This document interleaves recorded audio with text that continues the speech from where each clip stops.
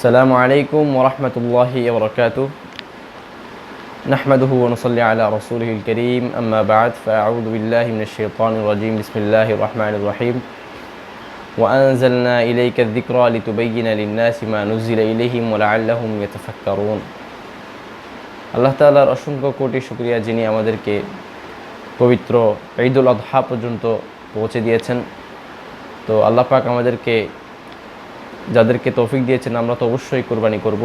আর রাসূল করিম সাল্লাল্লাহু আলাইহি ওয়াসাল্লাম হাদিসের মধ্যে ইরশাদ করেন, তোমাদের মধ্যে যদি কারো সামর্থ্য থাকে তা সত্ত্বেও যদি কেউ কোরবান না করে তাহলে সে যেন আমাদের ঈদগাহের কাছেও না আসে। তো এখান থেকেই বোঝা যায় যে হাদিস থেকে কুরবানি দেওয়াটা কত গুরুত্বপূর্ণ মুসলমানদের জন্য।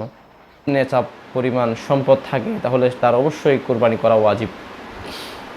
তো আমরা আজকে কুরবানি বিষয়ে কয়েকটি মাসলা মাসাইল সম্পর্কে জানব। প্রথমে হচ্ছে নেশাব পরিমাণ সম্পদ থাকলে তার জন্য অবশ্যই কুরবানি দেওয়া ওয়াজিব।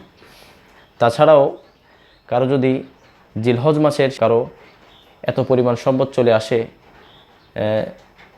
যা তার প্রয়োজনের বাহিরে পড়ে তাহলে তার জন্য কুরবানি দেওয়া ওয়াজিব। তো এরকম আমরা যেই পশু কুরবানি দেব তার মধ্যে অবশ্যই একটি বয়স নির্ধারিত রয়েছে যা ফুকাহায়ে কেরাম নির্ধারণ করেছেন। গরু, মহিষ এগুলো হচ্ছে কমপক্ষে বয়স 2 বছর হতে হবে। আর কেউ যদি উট দিয়ে কুরবানি করে তার জন্য অবশ্যই উট কমপক্ষে 5 বছর বয়সী হতে হবে। আর দুম্বা, ছাগল এগুলো কমপক্ষে 1 বছর বয়সী হতে হবে।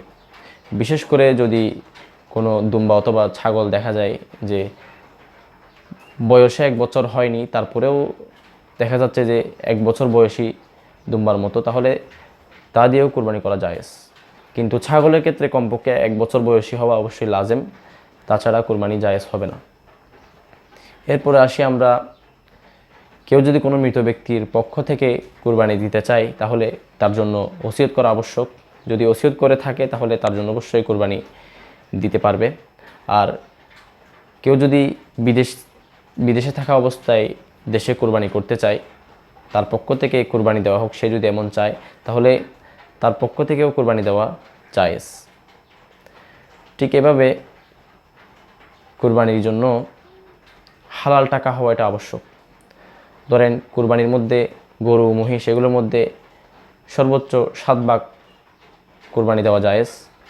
কিন্তু এই 7 ভাগের মধ্যে যদি কোনো 1 ভাগ যদি হারাম টাকা হয় তাহলে কুরবানি জায়েজ হবে না। এই কুরবানির জন্য বিশুদ্ধ টাকা এটা আবশ্যক। তো আল্লাহ পাক আমাদেরকে এই কুরবানি সহি ইখলাস নিয়তে কুরবানি দেওয়ার তৌফিক দান করুক। আসসালামু আলাইকুম ওয়া রাহমাতুল্লাহি ওয়া বারাকাতুহু।